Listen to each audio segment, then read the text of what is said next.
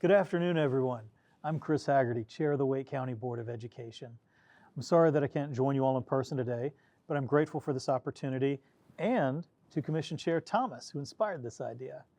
I'd like to share with you an overview of our school district's recent accomplishments and ongoing challenges. And while I do that, I'm going to take a little trip around this amazing county that we call home. But first, let me take a moment and thank everyone here for your sincere support of public education in Wake County. A school district is only as strong as the community support it receives. Our many successes are the direct result of the investments made by our government, civic, and business leaders who understand the value of a strong public education system. So on behalf of my fellow board members, our 160,000 students, and our 20,000 hardworking staff members, thank you. We couldn't do any of this good work without you. I'm going to start our journey today at our district's central office located in Cary. At last year's luncheon, I shared we were in the middle of hiring a new district superintendent, and I'm pleased to report that we selected Dr. Robert P. Taylor for the job. As a school board member, there's probably no more impactful decision you can make than selecting a new superintendent. He's the CEO of our school system. Dr. Taylor's decades of experience in public education, his thoughtful leadership style, and his commitment to re-engage our community in our work and to see all students in Wake County live up to their potential has been nothing short of inspiring. His goal from the outset has been for Wake County to reach the next level of national excellence in education, and we are well on our way. He's in the room with you all today. If you haven't had a chance to meet him, I'd recommend taking the time to introduce yourself and learn more about his plans for leveling up our schools. Together, we just concluded our graduation season, where we celebrated more than 12,000 seniors crossing the stage on their way to college, careers, and to productive citizenship. Our graduation rates are our ultimate metric of success because preparing students for the real world drives everything we do. The class of 2024 is impressive, earning more than $160 million in scholarships to institutions including Harvard, Davidson College, NC State, North Carolina Central, UNC Chapel Hill, Duke, and our U.S. military academies. And this is all the more notable when you consider that these are the same high school students that began their high school careers amid the disruption of the COVID-19 pandemic. And it's not just our seniors who've demonstrated remarkable resilience, but all of our students. Researchers from Harvard and Stanford released their Education Recovery Scorecard, comparing learning loss and recovery in school districts all across the country. They found that our county's overall math and reading scores for grades 3 through 8 have essentially returned to pre-pandemic levels, and that puts us well ahead of similarly sized school districts across North Carolina. Now, that didn't happen by accident. We know that for our students to learn, they have to be supported by highly qualified, well-trained professionals. And so to that end, using federal COVID relief dollars, as well as local funding, we hired hundreds of new positions to support our students, including new intervention teachers, counselors, psychologists, and social workers. I'm grateful that our county commissioners found local funding in this year's budget to keep most of those positions, even as the federal COVID funds are set to expire. The county's commitment to recruiting and retaining excellent educators truly sets us apart in Wake County. Thanks to our monthly supplement for our 10-month teachers, it's around $700. Our overall salaries in Wake County are among some of the highest of the state, and we're grateful. But this is probably the most frequently asked question I get from chamber members. If you ask me if the funding we get from the state legislature is adequate to support our schools and our teachers, I have to say honestly, no, it isn't. Out of 115 school districts in North Carolina, Wake County is ranked 113th in dollars per student received from the state. That's only 2 spots out of last place. You know, having the highest teacher salaries in one of the lowest ranked states for teacher salaries, it really isn't that great an achievement. It's kind of like being the valedictorian of summer school. When we look around the country to comparable metro markets, to the areas we compete against for jobs and economic growth, our teacher pay and dollars invested per student fall way behind places like Fairfax, Virginia, Dallas, Texas, and Memphis, Tennessee. Now, I'm not going to dwell too much on that. I'd rather raise up all of our good news. But you all have asked, so now you know. So how do we correct this? Well, we try to use our dollars as efficiently as possible. For example, we restored additional pay for teachers with advanced degrees, one of the few districts to do so since the state dropped that practice in 2013. This is the way we're able to attract the best trained and best educated workforce for our students, with about half of our teachers holding advanced degrees. We also pay an incentive for our teachers who achieve national board certification and have historically had more board certified teachers than any district anywhere else in the country. We know that investing in your workforce is important, and we have to do more to build the pipeline of future educators for tomorrow. Now, to that end, we created our Future Teachers program, now in its 10th year. This is a great program. It recruits current high school students who commit to teaching in Wake County Public Schools after earning their college degree and getting their teacher certification. In exchange, they're guaranteed a job in our schools and receive professional learning and mentorship during and after college. The most recent class is the largest ever, and they're all poised to join dozens of future teacher graduates in Wake County Public Schools. We know that talented and accomplished staff translate to award-winning schools, and last year I told you all about all the awards we've won. Well, this year the hits keep coming. In the past year, 47 of our magnet schools have received National Merit Awards from Magnet Schools of America, including Best Magnet School in the Nation, Second Best Magnet School in the Nation, Best Magnet Elementary School. We've had 8 of our schools that have earned the state's School Counseling Diamond Award for exemplary school counseling programs. 18 of our schools have received the Purple Star Award for their support of military families. I'm joining you now at the Early Learning Center on Memory Road in Raleigh to talk to you about the youngest residents in our school community, our pre-K students. During the Chamber's intercity visit to Atlanta, we all learned about how much importance those city leaders put into pre-K education and making sure all students enter kindergarten ready to learn. Let me assure you, in Wake County, we're right there with them. In August, we opened our district's first standalone pre-K school. This school, our Early Learning Center on Memory Road here in Raleigh. Serving about 130 students, this center also houses preschool evaluations and speech services for students. All told, about 3,800 children, ages 3 to 5, were served by our preschool programs this past school year, and demand continues to grow. We anticipate we will need to open about 5 new preschool classrooms per year just to keep up with demand. We may also need to explore another freestanding preschool center like this one here in the near future. So why is pre-K so important? The publicly funded preschool programs in Wake County serve students with academic needs, including those who qualify for special education services, as well as students from low-income families. Research strongly indicates that students who enter kindergarten with core knowledge and social skills are much more likely to succeed in school and beyond. We're also looking forward to exploring ways to expand early literacy with the LETTERS program using the Science of Reading curriculum you may have also heard about on the Chamber trip to Atlanta. Through early literacy and pre-K programs, we're building a strong foundation for student success here in Wake County.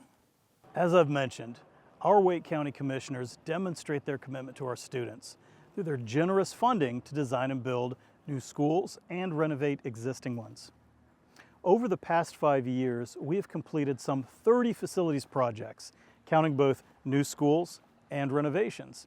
And these projects have taken place all over Wake County, in Garner, Holly Springs, Cary, Raleigh, Morrisville, Fuquay Varina, and there are even more on the horizon, like here at the future home of Felton Grove High School. Projects like this are a testament to the fact that as Wake County continues to grow, and it grows every day, demand for public schools remain high. That's why the Chamber's support for our bond campaigns is so vitally important. So once again, thank you. One of the challenges of having nearly 200 schools, of course, is making sure they stay in good working condition for our students and staff. I'm here in one of our many boiler rooms at our schools to illustrate this issue. Simply put, many of our HVAC units are aging, and we just don't have enough specialists on staff to keep up with maintenance and repairs. Multiple schools every week report HVAC problems, and while our technicians often are able to make the needed repairs and avoid school closure, more than 40 times this past school year, a school has had to close due to a malfunctioning HVAC system. Each one of these closures represents a serious disruption to learning, not to mention a hardship for families and staff. So how did we get to this point? For starters, the maintenance needs of our buildings have been deferred to stretch our dollars to keep up with growth. The original 5-year plan to address facility needs, it's been extended to a 10-year plan. And the recently passed budget does not include additional maintenance funding even as we add new schools, just stretching it further. The second challenge involves personnel. Salaries of maintenance and operations employees have fallen significantly below market rates. You all know how hard it is to fill these positions in Wake County right now, even paying the most competitive salaries. Without proper funding, our schools are last in line to hire. And as a result, 10 of the 26 positions we have for HVAC maintenance are currently vacant. It's becoming increasingly apparent that the problems of our aging infrastructure and non-competitive maintenance staff salaries will have to be addressed in the very nearest future. And of course, we're always open to any creative solutions that might provide some relief prior to the next budget cycle. We also continue to deal with a shortage of bus drivers. And let's be clear, this is a statewide and a nationwide problem. But with the support of our commissioners, we've taken a number of steps in recent years to address this challenge locally. That includes offering retention and attendance bonuses, which can be worth up to $4,000 on top of our driver's base pay. And in our most recent budget, we also call for increasing the starting salary for our bus drivers to $20 an hour, with proportionate raises for our current drivers. To date, however, all of these efforts have mostly just helped us to hold steady and stop the flight to Amazon and other commercial carriers. We still remain hundreds of drivers short of being fully staffed. And this affects everything, right? From school start times to the length of bus rides, to even just ensuring that a bus route is running. Now, our bus drivers have done an exceptional job of transporting upwards of 90,000 students to and from school safely every day, even amid this shortage. But this is something we're going to need to keep working on for the foreseeable future. And parents, please tell your kids to behave. If you haven't noticed, a lot of these challenges are based on a shortage of essential workers in our local labor force. But how do you convince a kid today that being a mechanic or a teacher is better than being a social media influencer? Aside from pay, we believe that by introducing students to a wide array of career options with hands-on projects and real-world opportunities will help grow and develop genuine interest in students when they can see themselves practicing their newfound skills as a career. Through our career and technical education, what we call CTE programs, and with a wide network of community partners, we can offer a vast selection of programs that match the needs and talents of our students. These programs are designed to give students practical skills in fields like health sciences, agriculture, information technology, and other trades. We have career academies in our high schools with focuses that range from finance to computer game design, from engineering and design to culinary arts, hospitality, and sports management. It is really amazing. We collaborate closely with industry leaders and higher education partners to create pathways that lead to certifications, college credits, and real-world experience. My own kids have already received their Microsoft Excel and Adobe Illustrator certifications. Real job training already secured. A key partner in these efforts is Wake Tech Community College. And I know I'll get in trouble for saying it, but we're blessed with a community college system right here in Wake County, better than some state college systems. I'm here at the Wake Early College of Information and Biotechnologies at the Wake RTP campus, where students take a blend of high school and Wake Tech courses with the opportunity to earn credits toward an advanced applied science degree. Students not only receive instruction from qualified Wake Tech professors, they also benefit from hands-on job training from RTP business partners like Fujifilm Diosynth, who provided lab coats for all the students. The new Wake Tech East Campus is going to provide dual enrollment opportunities for students at East Wake Magnet High School, and that's going to let them earn college credits and learn practical job skills concurrent with their high school studies. Both our Wake Tech RTP and the Wake Tech East Campus will soon be home to Spark NC Labs, where our students can explore cutting-edge sectors of the tech industry. Wake Tech has also stepped up to provide college-level courses for our students at our leadership academies as they align with a new 4-year university partner. They're integral partners of all of our other CTE-focused schools. Again, it is a privilege to have so robust and a cutting-edge partner like Wake Tech benefiting our students and our local economy. Now, back inside our traditional schools, we have project-based learning that takes place in all 200 of our schools on a daily basis. These projects help our students develop the essential skills of critical thinking, communication, collaboration, and creativity, what we call the 4 C's.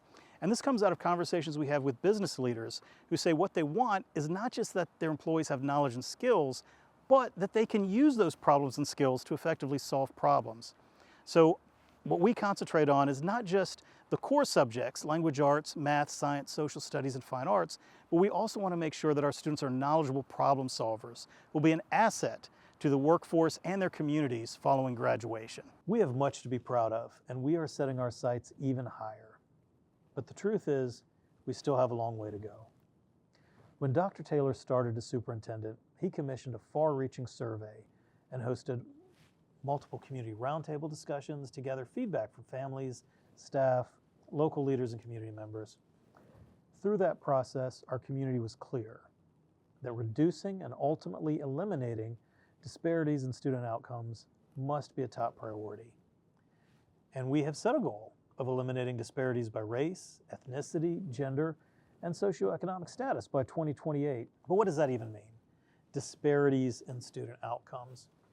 What we're talking about is that we want to be able to provide a great education for all Wake County students. But when we can divide up the county by zip code and accurately predict the grades and test scores of the students before they even take the tests, we have a problem. Whether it's been inequitable funding, neglect, bias, or a host of other root causes, some of our students, particularly our Black and brown students, have not historically gotten the support they need, and we have to fix that. Efforts like these can prompt some skepticism or concern, and we've seen terms like DEI and equity used like a political boogeyman. But this is a data-driven approach, and when you look at the data, I believe you will agree as I do that this approach will benefit all of our students, not just those who may currently be behind academically. So how do we do it? We must provide every student with the opportunities and support they need to reach their potential. Now, this can be as straightforward as more effectively using data to identify individual students who need additional support, or helping teachers learn new strategies, connect with students from all walks of life. We know that when students feel respected and valued by their teachers, they're more likely to engage with their schoolwork. And this creates a culture of learning and success, and the classroom climate improves for all students. And it's about putting dollars where the need is greatest. So why do we do it? Well, our recently revised strategic plan bears the subtitle of Excellence and Equity, and we are wholeheartedly committed to both of these objectives as they're connected. If you like to look at statistics for accountability and compare U.S. educational performance to other developed nations, you will see that our country lags behind. But why? It's because we have the lowest floor. We do the least for students who are behind academically, and that has to change. We have to provide these students the support needed to catch up, while continuing to challenge and encourage students who are already excelling in the classroom. The more students who graduate with the knowledge, skills, character, and confidence that come from a sound public school education, the stronger our workforce will be, and the stronger our community will be. It should be enough. It is enough that we do it because it's the right thing to do. But if you need an economic reason, consider this. It's an empirical fact that high school graduates not only contribute more to the local economy, they need less public investment in terms of healthcare and social services. That's why investing in students really is an investment in ourselves. Running a system of over 200 schools, 20,000 employees, and 160,000 students is no easy task. Much progress has been made, but there's still much work to be done if we're able to provide all students with the tools they need to become full participants in the American dream. In the immortal words of the Cajun guy from the movie The Waterboy, we can do it! However, we can't do it alone. If you have ideas about ways to partner with us to support our mission, please feel free to reach out and contact me. Or better yet, contact Dr. Taylor over there. He didn't know I was going to say that.